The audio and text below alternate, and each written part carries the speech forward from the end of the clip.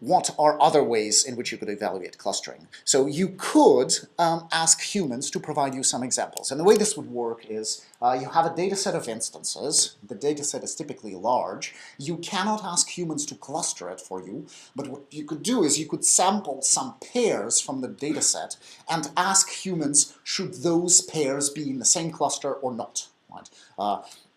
Do the two instances match? Would you like to see them in the same group or not? So in this case, maybe you sampled 4 pairs, and the user said for the pair AB, they said, yes, I would like to see them in the same group. CD, no. EH, yes. And GH, no.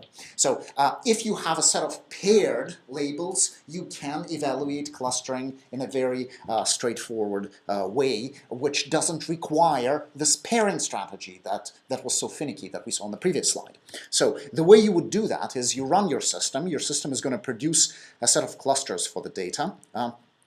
And then you count how many errors you made with respect to the pairs that the human annotator has provided for you. So for example, the pair AB, the user said yes, they should be in the same group, and they are in the same group, so that's a true positive for you.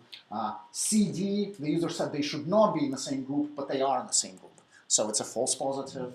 EH should be in the same group, they are in 2 different clusters, so that's a false negative pair. And GH, they're in different clusters and they should be in different clusters, so that's your true negative. So based on that, you can build, again, all sorts of evaluation metrics, anything that we discussed in the evaluation lecture.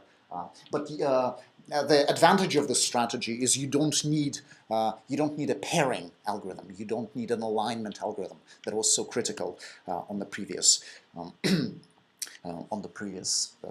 slide. With some effort, you could this could handle overlapping clusters. It is a bit tricky. You have to double count the pairs effectively.